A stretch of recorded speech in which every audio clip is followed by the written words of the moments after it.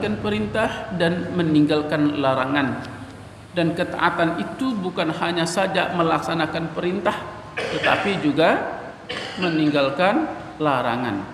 Keliru kalau kita hanya melaksanakan perintah saja, sementara larangan juga tetap dilakukan. Nah, itu namanya amar ma'ruf nyambi mungkar, ya. Tetapi yang benar adalah amar ma'ruf nahi mungkar. Ya, banyak hari ini, apalagi kita hidup di akhir zaman seperti ini, ya. Banyak sekali perilaku, perbuatan dan tindakan yang bertolak belakang dengan akal sehat. Ya, sampai-sampai salah, keliru memilah dan memilih mana yang benar dan mana yang salah. Banyak terkecoh dan tergoda oleh manisnya kata-kata dan narasi-narasi yang mengecoh, ya. Maka kita harus memahami benar apa sih konsep dan tujuan hidup seorang muslim. Nah, itu tema kita, ya. Nah, Bapak Ibu, Al-Quran, ya, merupakan kurikulum kehidupan. Maka Al-Quran disebut juga sebagai manhajul hayah. Ada satu kitab kurang lebih tebalnya sebegini nih, ya, berjudul Manhajul Quran fi Islahil Mujtama. Bagaimana sih konsep, ya, Al-Quran sebagai acuan panduan kurikulum kehidupan di dalam memperbaiki tatanan kehidupan manusia. Nah, yang menjadi persoalannya adalah ketika kita yang mengaku beragama Islam, yang mengaku Al-Quran sebagai panduan dan jalan hidup di dalam menjalani kehidupan ini, nyaris kita ini interaksi kita dengan Al-Quran intensitasnya jauh atau sedikit. Ya, sering kami mengungkapkan dan mempertanyakan kepada jamaah kita yang mengaku Al-Quran sebagai kitab kita, Al-Quran sebagai panduan hidup kita, berapa jamkah waktu yang Allah anugerahkan kepada kita? 24 jam itu sehari semalam. Berapa jam yang kita gunakan untuk membaca Al-Quran? Kalau kita yang hadiri sehari semalam berapa jam, Pak? Kira-kira ada 10 jam berinteraksi dengan Al-Quran. 2 jam, 1 jam, atau berapa jam? Ya. Nah, ini sebagai satu pertanyaan untuk diri kita ketika kita mengaku Al-Quran sebagai way of life kita, jalan hidup kita, panduan bagi kita. Nah, hanya merekalah yang menjadikan Al-Quran sebagai konsep kehidupan, kurikulum kehidupan, di mana hari ini orang-orang bingung mencari kurikulum pendidikan sampai terjadi perubahan kurikulum mulai dari kurikulum apa dulu, Pak? Kurikulum ada namanya kurikulum CBSA, masih ingat, Pak, ya? Kemudian bingung berubah lagi menjadi kurikulum apa lagi? 13, ya. Kemudian berubah lagi, terakhir kurikulum Merdeka. Ya, masih ingat? Nah, kalau kita yang bergulat dalam dunia pendidikan, kita akan ngerti sekali terjadinya perubahan-perubahan kurikulum untuk menentukan bagaimana pola pendidikan, mekanisme pendidikan yang benar dan baik, menghasilkan output yang bagus. Bingung orang sekarang. Padahal Allah sudah turunkan Al-Quran sebagai kurikulum bagi kita dalam kehidupan ini. Al-Quran itulah manhaj dirasah, ya. Ya, manhaj dirasah itu Al-Quran itu. Al-Quran itu sebagai kurikulum kehidupan, menjadikan dia sebagai acuan panduan bagaimana mengatur tatanan kehidupan kita, perilaku keseharian kita, perilaku perekonomian kita, perilaku kependidikan kita, perilaku muamalah sosial, bahkan politik diatur dalam Al-Quran. Cuma masalahnya kita yang punya kitab suci itu, kita bacanya saja kadang sehari berapa jam. Taruhlah kita membacanya, berapa persenkah kita faham dari yang kita bacakan?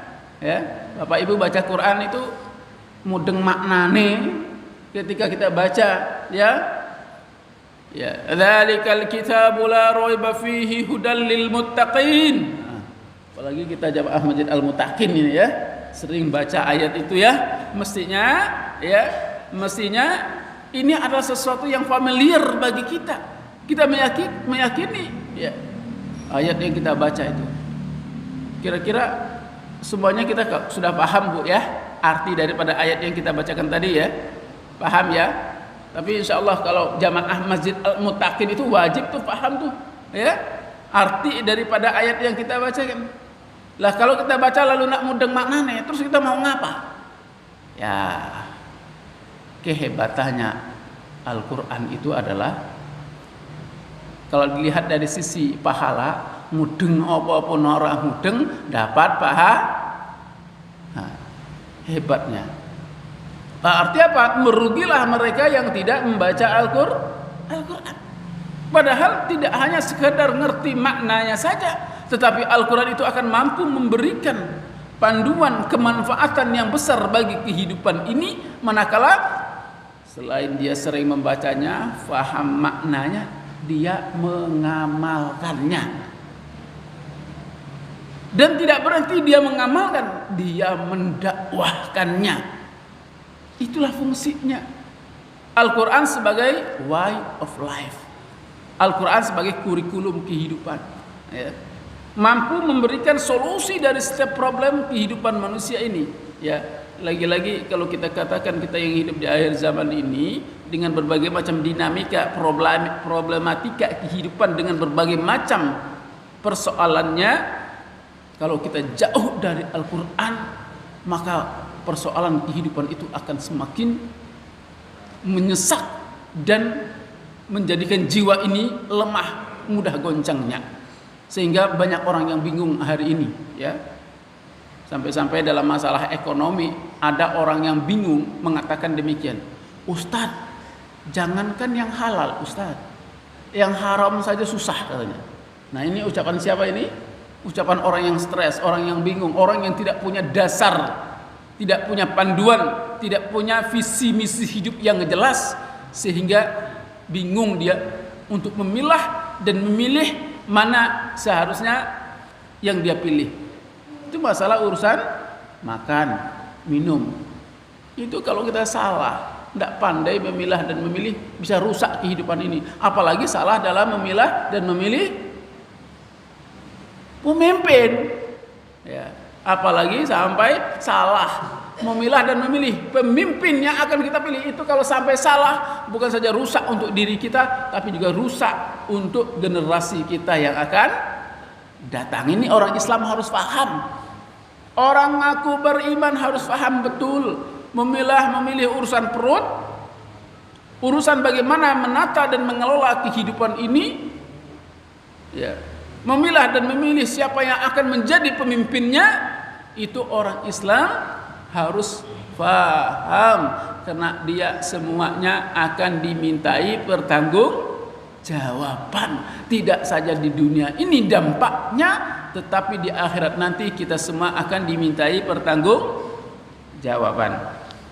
Kembali Bapak Ibu yang dirahmati Allah ya, ketika semua orang bingung ya mencari kurikulum panduan dalam kehidupan, sesungguhnya Al-Quran itulah manhajul dirasah, manhajul hayah, sebagai kurikulum bagaimana mendidik, bagaimana mengelola, bagaimana mengatur ya. Dan juga dia sebagai kurikulum kehidupan, mengatur segala urusan kehidupan kita dari tidur sampai bangun tidur lagi. Al-Quran mengaturnya ya. Masalah perekonomian, masalah hutang piutang, masalah muamalah, masalah adab toto kromo, bagaimana hubungan seorang anak kepada ibu orang tuanya ya. Masya Allah, Al-Quran itu satu ayat ya mengatakan dalam surat Al-Isra atau Bani Israel ya, wala tanharhuma ya, wa qul lahuma qawlan karima wakhfid lahuma janaha zulli minar rahma wa qur rabbirhamhuma kama rabbayani saghira. Ayat yang kita baca, ayat yang kita hafal ini mengajarkan, menuntunkan kepada kita bagaimana kita bersikap, bertindak kepada orang tua kita. Ya. Jangankan memarahi orang tua, menghardi orang tua, mengatakan saja kepada kedua ibu bapak kita itu dilarang oleh agama kita. Masya Allah. Kita dipanggil sama Simbo, le, tole, Simbo iki, ombo, gitu. Itu tidak boleh. Dalam Al-Quran menuntun kita. Bicara, mengatakan, mengungkapkan atau menggunakan kalimat saja, kosek bu, entar bu, gitu. Padahal mungkin kita dalam keseharian kita sama bapak ibu kata, kadang-kadang ucapan kata kita lebih kasar lagi daripada itu terjadi pada diri kita. Dan itu dalam Al-Quran tidak boleh. Ya. Sebaliknya Al-Quran menyuruh kita mengatakan waqfid lahum janaha dzulli minar rahmah. Tapi hendaklah kamu rendahkan kedua sayapmu, ya, pundakmu. Ini sebuah kiasan mengungkapkan kepada kita jangan pernah berkata kasar, mengangkat suara dengan suara tinggi terhadap orang tua kita. Ini kurikulum nih, ya. Kurikulum kehidupan bagaimana kita bersikap kepada orang tua ataupun kepada orang yang dituakan, kepada orang yang lebih tua daripada kita. Ya, masya Allah, indahnya Al-Quran. Belum lagi bicara masalah hutang piutang. Itu nanti disebutkan dalam Al-Quran, kalau kamu berhutang, dicatat, ya, ditulis, ya, banyak sekali. Ya. Nah, Bapak Ibu jamaah subuh yang dirahmati Allah, ya, Al-Quran itu tidak ada keraguan sedikit pun di dalamnya. Dzalikal kitabul la raiba fihi hudal lil muttaqin, petunjuk bagi orang yang bertakwa. Ya. Petunjuk bagi orang bertakwa. Dan kita ini bersyukur banget, ya. Ini adalah jamaahnya orang-orang Masjid Al-Muttaqin. Masjidnya saja sudah muttaqin, berarti orangnya adalah orang muttaqin. Ya. Dan orang muttaqin ini orang yang Allah berikan lisensi pernyataan langitan yang dinyatakan hanya orang muttaqin inilah, hanya orang-orang muttaqin, artinya orang yang telah memiliki karakter kepribadian takwa inilah orang yang paling mulia, kata Allah. Dan itu sudah ada pada kita, cuma kadang kita tidak nyadar. Kita ini tidak nyadar kalau kita ini dimuliakan oleh Allah. Ya. Banyak sekali manusia itu tidak menyadari kalau sesungguhnya dia telah dikaruniakan sesuatu yang sangat luar biasa, yang sangat besar sekali nilai kemuliaannya, yang akan mengantarkannya mulia di dunia dan akhirat, tapi dia tidak nyadar. Kenapa? Karena jauh dari Al-Quran. Ya. Kalau bahasa saya itu kurang piknik, ya. Gara-gara kurang piknik, maka hidupnya sengsara, maka hidupnya susah. Ya, kurang piknik bersama Al-Quran, ya.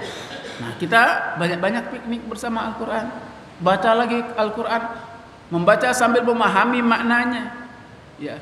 Kalau dia membacanya dan memahami maknanya, dia akan mengerti tujuan hidupnya berdasarkan konsep kehidupan ini tadi, ya.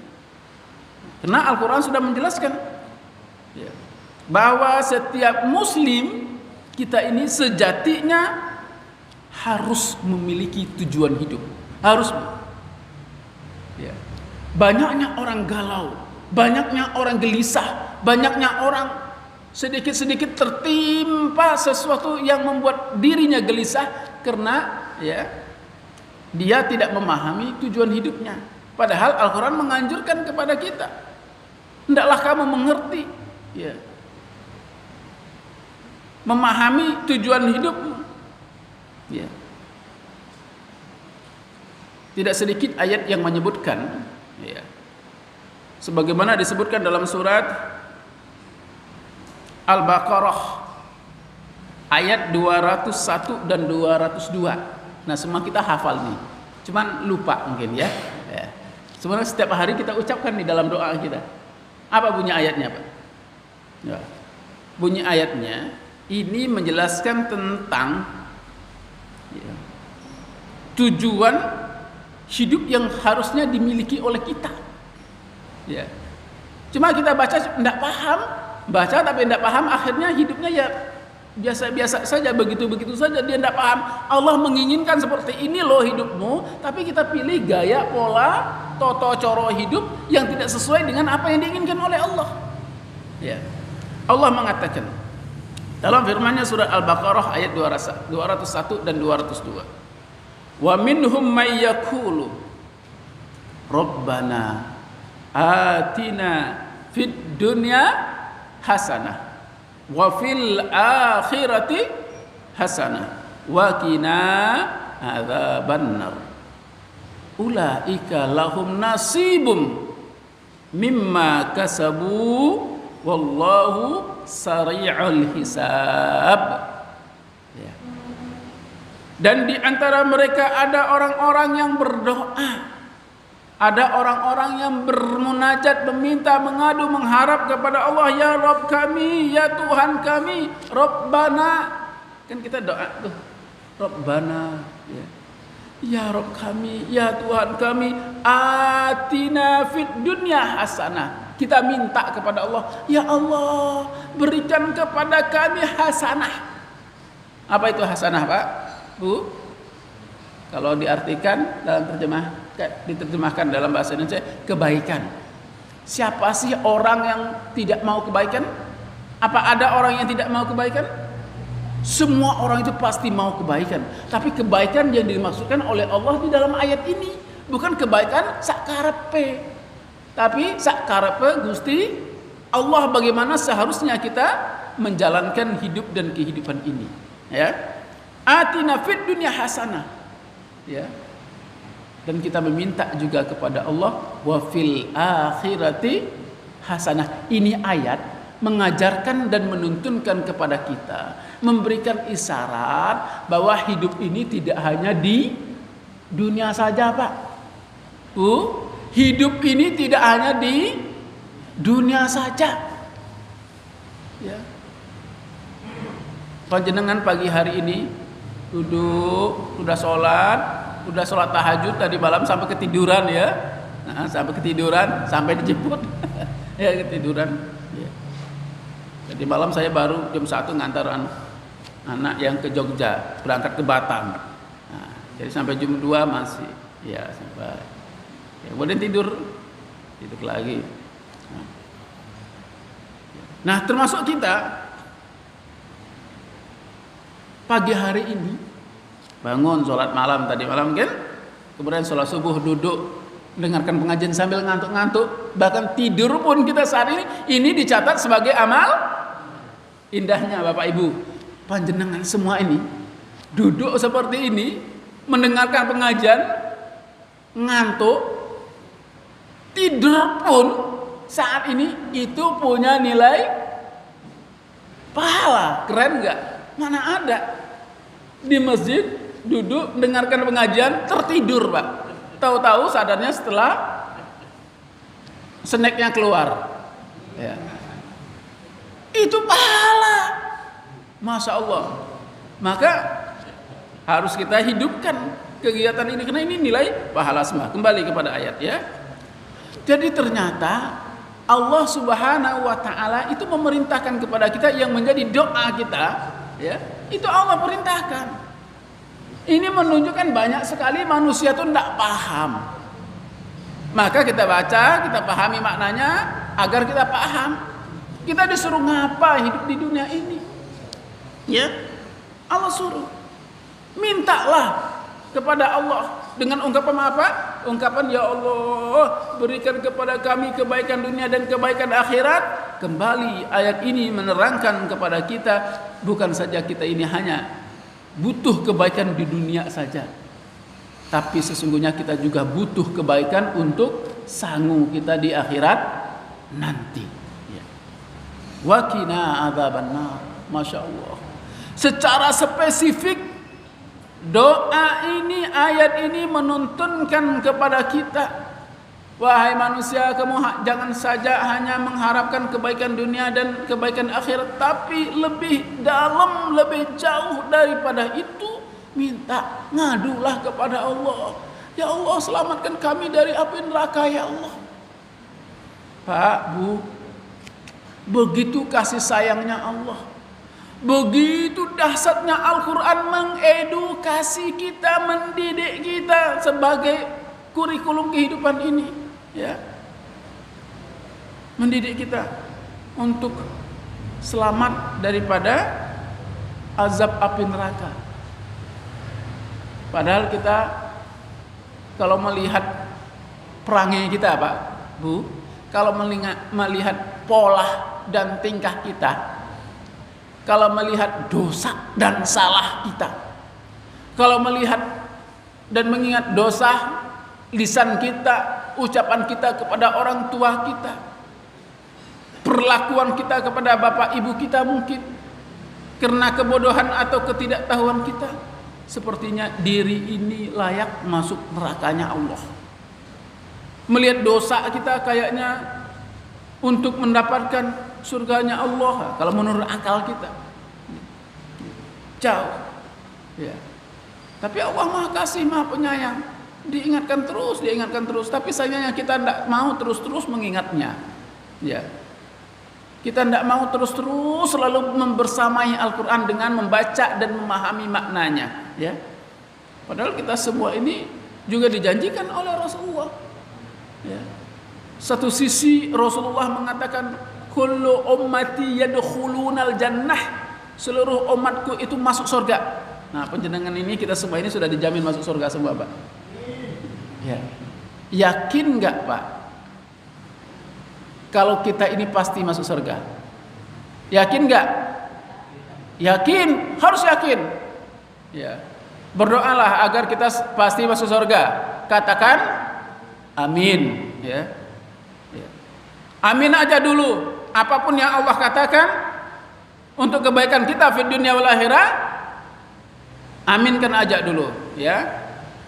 Insya Allah apa yang menjadi persangkaan kita lalu diiringi dengan tingkah laku kita, perbuatan kita, insya Allah apa yang kita aminkan itu akan jadi, ya, akan jadi kenyataan bagi kita mendapatkan kebahagiaan dunia dan akhirat. Kalau memang interaksi kita, komunikasi kita dengan Al-Quran itu betul-betul intan, membacanya, mengulang-ulanginya, memahami maknanya, mengamalkannya, mendakwahkannya, Allah akan berikan. Nah, kita semua ini pasti masuk surga. Cuman persoalannya proses masuk surganya aja yang beda-beda, ya.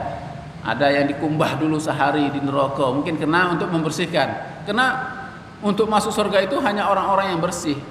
Ada standar kelayakan, ya. Ada tesnya, ya. Tidak ujuk-ujuk masuk surga, ya, tidak ada ujuk-ujuk jadi, gitu ya. Tidak ada prosesnya. Nah, maka Bapak Ibu yang dirahmati Allah, di antara mereka ada yang berdoa, ya Rabb kami, berikanlah kepada kami kebaikan dunia dan kebaikan akhirat. Peliharalah kami dari siksa neraka, ya. Mereka itulah orang-orang yang mendapat bahagia dari apa yang mereka usahakan, dan Allah sangat cepat perhitungannya. Ini harus segera kita sadari, harus segera kita muhasabah, harus segera kita evaluasi, ya. Segera datang kepada Allah, bertobat kepada Allah, karena hisab Allah begitu cepat. Artinya ketetapan Allah itu begitu cepat, tak pernah kita sadari, ya. Ketetapan Allah itu begitu cepatnya. Tidak menunggu kamu harus sakit dulu, tidak menunggu kamu harus susah dulu. Kalau dia mau datang, maka dia akan segera datang. Yang tidak bisa ditunda-tunda kedatangannya, ya. Apa itu? Kematian, ya.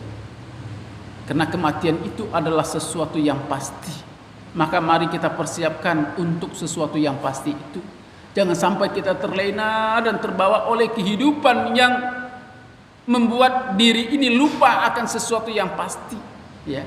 Kita persiapkan sangunya tadi di dalam doa itu, ya. Kalau kita ingin mendapatkan kebaikan dunia, kita butuh sangu untuk mendapatkan itu semua. Begitu pula di akhirat nanti, kita juga butuh sangu. Kalau di dunia ini kita banting tulang, peras keringat, siang jadi malam, malam jadi siang, kepala jadi kaki, kaki jadi kepala untuk mendapatkan hasanatud dunia, kesuksesan dunia. Ayat ini juga memberikan isyarat kepada kita bahwa di akhirat nanti kita juga butuh sangu. Ya. Wa fil akhirati hasanah. Di akhirat nanti kita minta kepada Allah agar diberikan kebaikan. Dan untuk mendapatkan itu semua kita harus maksimalkan. Ketika Allah berikan kehidupan dan kesempatan di dunia ini, mari kita datang kepada Allah. Mari kita bertobat kepada Allah ketika masih muda. Ya. Mari kita datang dan bertobat kepada Allah ketika masih sehat. Mari kita datang dan bertobat kepada Allah ketika kita masih kuat. Kenapa? Kalau kita sudah tua, sudah sakit-sakitan, sudah hendak kuat, sudah hendak kaya lagi, ya. Untuk melaksanakan amal soleh dan kebaikan itu tidak seseluasa ketika masih muda. Tidak seleluasa ketika masih sehat. Mari kita datang dan tobat kepada Allah ketika masih muda, masih kuat, masih sehat, masih kaya. Sebelum ya kita datang kepada Allah kalau sudah sakit-sakitan. Bayangkan saja, kalau kita masih sehat, masih muda, masih kuat, untuk datang sholat berjamaah ke masjid itu masih enteng. Tapi kalau sudah tua, sudah sakit-sakitan. Tapi aneh bin ajaibnya, di masjid di mana saja yang banyak memenuhi masjid orang tua atau orang muda, Pak? Ini ada apa ini? Masjid Mutakin ini mana anak mudanya? Oh, ngurusin snack ya. Masya Allah, ini namanya berbagi tugas. Ya, alhamdulillah. Ya. Mereka lah anak muda, yaitu anak-anak kita sendiri. Itulah nanti yang akan mengisi soft ini ketika ada di antara kita 1, 2, 3, satu persatu mulai meninggalkan dunia ini. Mereka lah yang akan mengisi soft ini. Termasuk anak-anak kita, Pak. Gandeng, bawa ke masjid. Panjenengan punya anak laki-laki, wajib itu ajak gandeng ke masjid. Inilah pendidikan sesungguhnya. Kita kalau untuk sekolah sergap banget, semua dipenuhi, mulai dari sangu, nasi, minumannya, semua dicepake untuk berangkat sekolah. Tapi untuk berangkat ke masjid, mesake masih ngantuk, bentur wae, rapopo engkau wae jam 7 sholat subuhnya, ya. Ini kasus namanya. Nih, mari kita didik anak kita itu, karena proses pendidikan di dalam Islam itu bukan hanya jam 7 masuk sekolah, tapi kita sudah mulai didik anak kita itu mulai dari sebelum subuh. Yuk, Masjid Mutakin mengurus takmir jamaah seluruhnya. Mulai saat ini kita gerakkan semangat kita, satu bapak satu anak. Maksudnya apa? Satu bapak gandeng anaknya bawa ke masjid sholat. Ustadz, ntar kalau di masjid dia pelayonan, berisik, lari-lari. Itulah namanya anak-anak. Namanya anak-anak, dia pelayonan, dia berisik. Kalau yang pelayonan dan berisik ini bapak-bapak, baru masalah. Nah, tinggal tugas kita dan tanggung jawab kita sebagai orang tua mengarahkan, mendidik mereka dan masjid. Nggak boleh lari-lari, ya, nggak boleh berisik. Ya, buat hatinya nyaman, kasih snack dia, ya, itu akan lebih baik. Jangan dimarahin, nanti dia jauh dari masjid, kita berdosa nanti, ya. Apalagi dinamika kehidupan saat ini, ya, kerusakan moral, ya, perilaku, ya, penyakit sosial. Jangan kita jauhkan anak kita dari masjid. Ini tugas kita. Kemudian Bapak Ibu yang dirahmati Allah, ya. Selain kehidupan baik di dunia dan kehidupan baik di akhirat nanti menjadi tujuan, kita juga diperintahkan untuk memperbanyak amal soleh walaupun mungkin menurut kita belum mendapatkan apa yang menjadi impian dan harapan kita.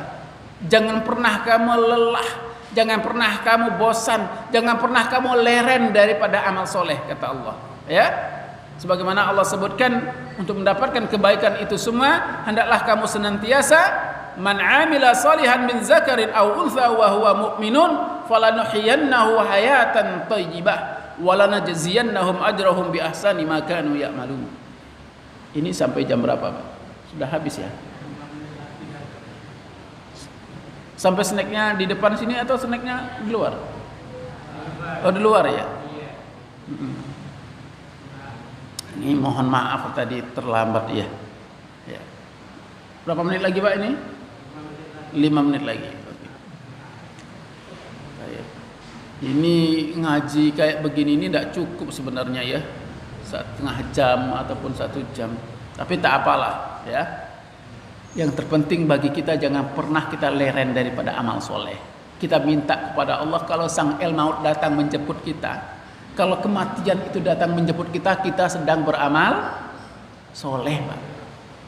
Minta itu, ya, minta itu kepada Allah, ya, dengan doa yang tidak pernah kita lelah melafadzkannya, ya. Di antaranya doa, ya, Allahumma rahmataka arju, fala takilni ila nafsi tarfatal aini. Wa aslih li sya'ni kullahu la ilaha illa anta. Sudah hafal semua, Bu? Sudah, Bu, ya? Bapak-bapak sudah hafal semua doa ini ya? Sudah. Nah, kalau sudah hafal coba kita murojaah bersama ya. Saya percaya Bapak Ibu hafal semua, cuman malu-malu aja. Sekarang saya ingin coba menuntun, siapa tahu ya, ada di antara lisan kita yang jujur dan ikhlas mengharapkan rahmatnya Allah, Allah ijabahi di pagi hari ini. Ikuti saya, jangan sampai tidak melafadzkan, keluarkan suara kita, ya. Ikuti saya melafadzkan doa ini. Allahumma rahmataka arju, fala takilni ila nafsi tarfatal aini wa aslih li sya'ni kullahu la ilaha illa anta. Monggo ini diulang-ulang, karena kehidupan kita, karena amal perbuatan kita, itu yang kita harapkan adalah rahmatnya Allah. Kita mengharap amal perbuatan kita dirahmati oleh Allah. Kita memohon kepada Allah, ya Allah, aku memohon rahmatmu ya Allah.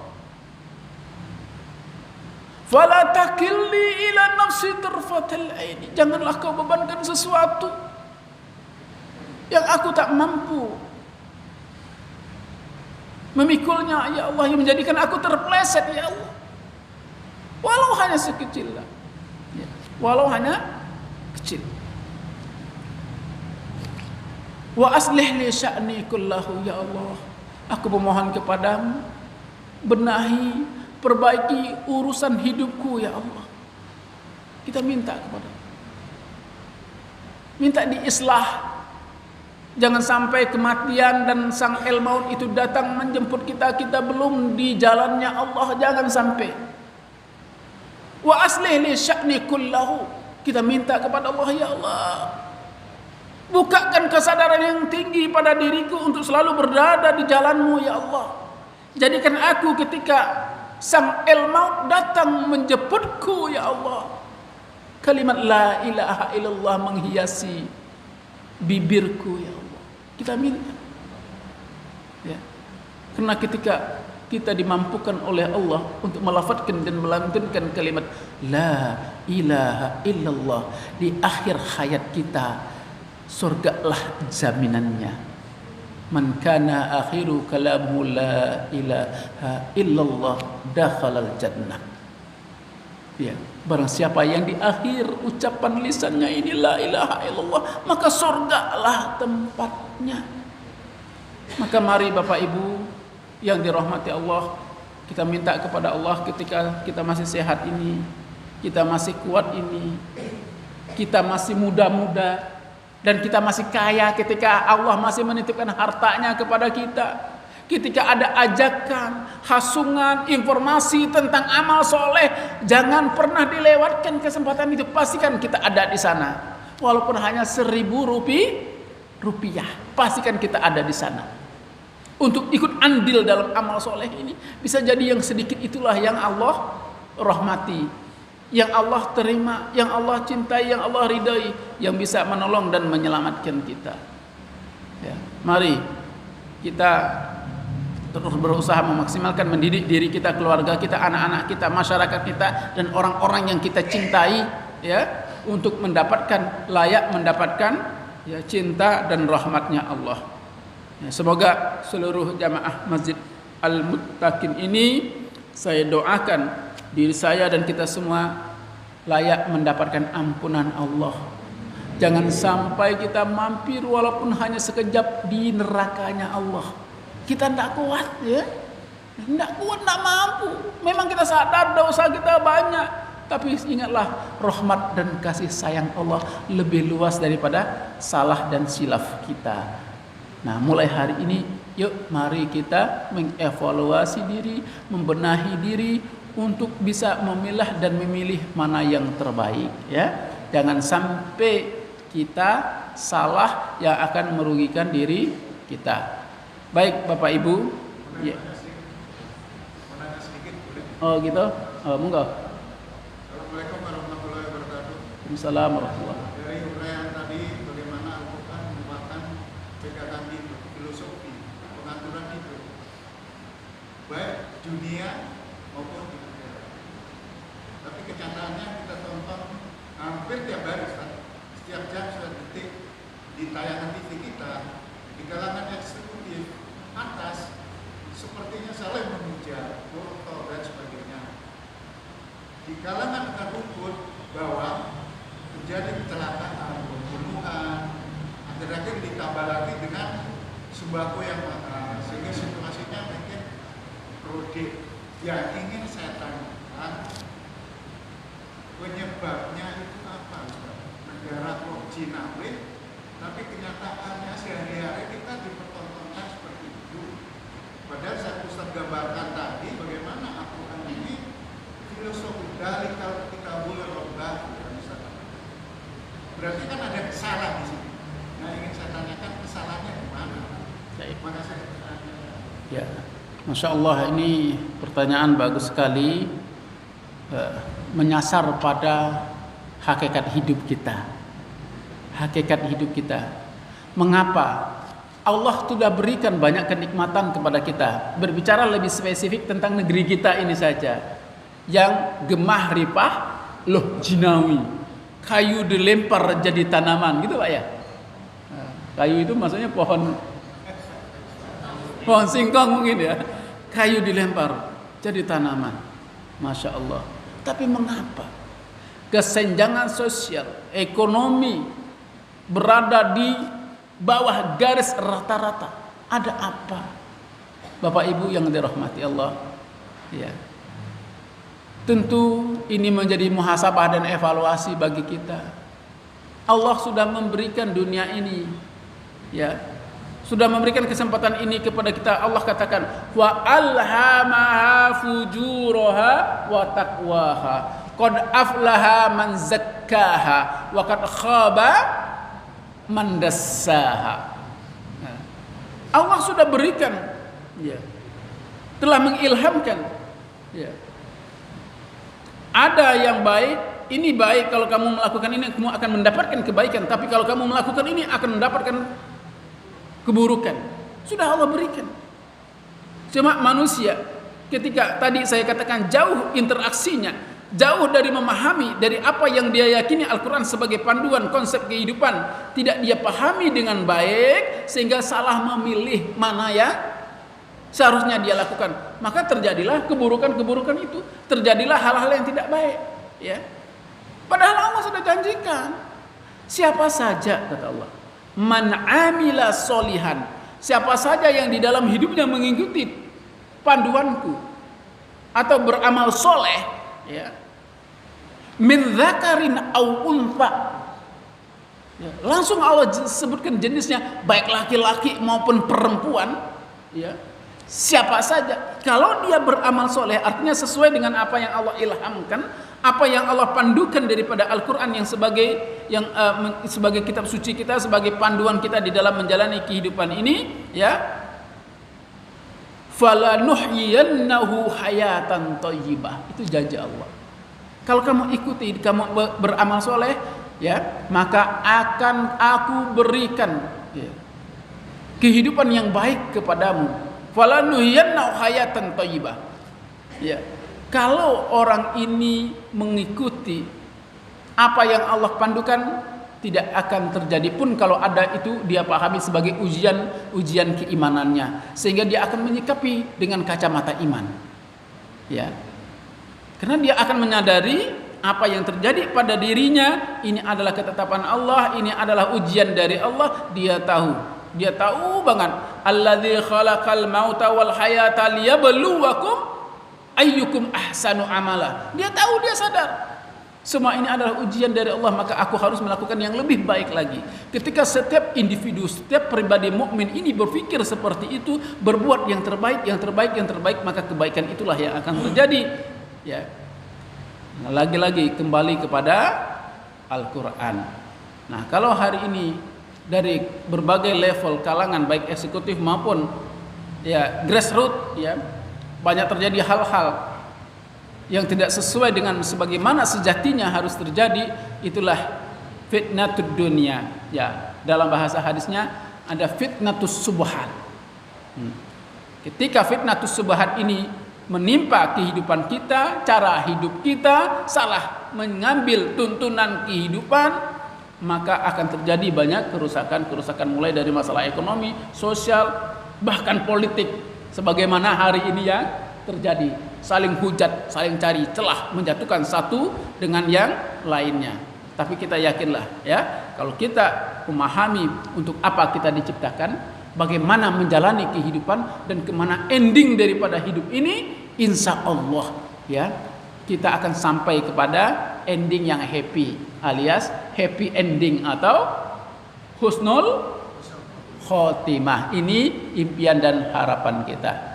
Nah, tidak ada jalan lain kecuali back to Quran, kembali kepada Al-Quran, membacanya, memahaminya, mempelajarinya, mendakwahkannya, mengamalkannya. Insya Allah akan baik kehidupan kita. Ya, demikian Bapak Ibu. Ya, banyak hal yang perlu kita sampaikan, tapi insya Allah, ya, Allah tahu apa yang kita butuhkan, dan Allah pasti memenuhi apa yang kita butuhkan.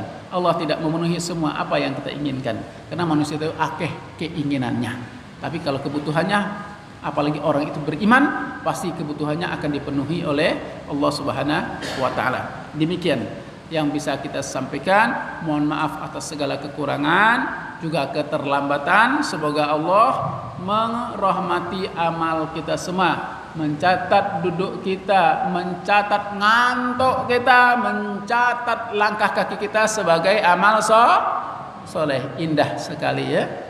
Barakallahu fikum. Aqulu qauli hadza wastaghfirullah li wa lakum. Subhanaka Allahumma wa bihamdika asyhadu an la ilaha illa anta astaghfiruka wa atubu ilaihi. Billahi taufik wal hidayah. Wassalamualaikum warahmatullahi wabarakatuh.